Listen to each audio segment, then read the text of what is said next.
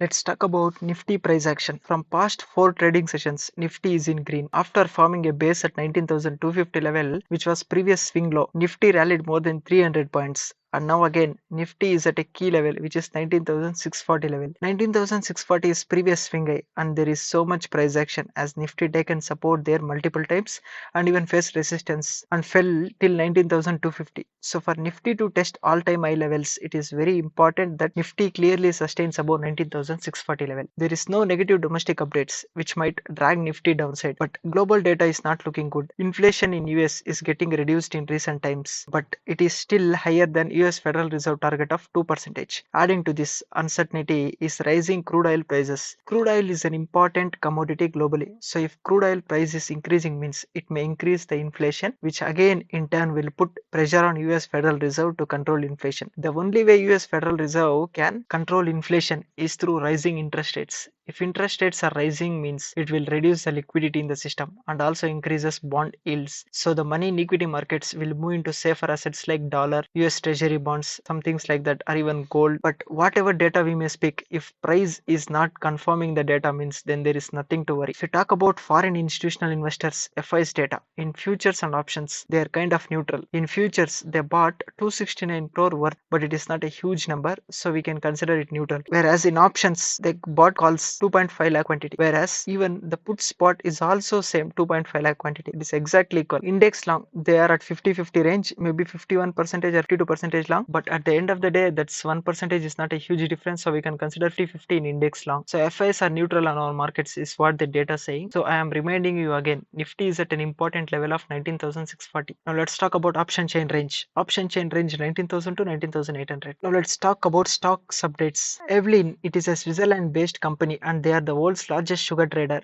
They said they are expecting a sugar deficit this year as the production in India is affected due to lack of proper rains this monsoon. India is second biggest sugar producer only after Brazil. There are speculations even Indian government might ban sugar exports, which did not happen for the past 7 years. Maharashtra and Karnataka are the major sugarcane producers of India. They are producing 50% below average this year due to low monsoon rains, updated the report. This update is positive for sugar stocks, but if government really bans the sugar export means it might not give them the edge is what I think. If government did not ban any sugar export means our companies can sell for higher prices in international markets and can increase their revenues. Now let's talk about GAIL. CBI arrested executive director and chief general managers of GAIL.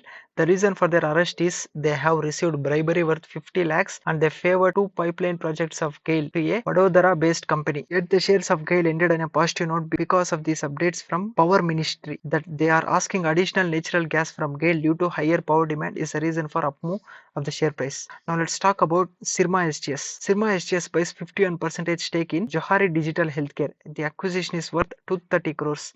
This acquisition will help Sirma SGS in electromedical devices segment. Now let's talk about hospitality sector with G20 event which is happening in India from September 9 till September 19, and even ICC Men's Cricket World Cup is also taking place in India from 5th October with stocks on upmove with huge arrivals expected from foreign countries. Now let's talk about Jupiter Lifeline IPO. It is a multi-specialty healthcare service provider mainly present across Mumbai and Western India with the total operational bed capacity of 1194 beds. IPO opens on 6th September and closes on 8th September. Price band is 695 to 735 rupees per share. Total size of the IPO was 869 crores, out of which 327 crores is offer for sale, in which promoters are selling their shares. To apply one lot, you need 14,700 rupees. If we talk about the recent 31st March 2023 numbers, revenue from operations stood at 902 crores, whereas profit after tax is 72 crores. Their borrowing is around 468 crores. They are coming at 52 times price to earnings. The valuation is high. Grey market premium is around 950 rupees per share. Even to this high valuation, the grey market is even giving higher valuation. Let's talk about Tata Steel. Tata Steel and ABB signed memorandum of understanding to reduce carbon footprint. The global steel industry contributes around 9% of global CO2 emissions. So with this MOU, the two companies will focus on Tata Steel's manufacturing plants and production facilities to evaluate and develop options for energy efficiency and decarbonization. Now let's talk about three-party agreement which is signed between Suzuki Research and Development Center India along with National Dairy Development Board and Gujarat-based Banas Dairy to set up biogas plant in Gujarat with an investment of 230 crore. With this plant, they set to make fuel for automobiles by refining methane from biogas. The plant is expected to be operated from 2025.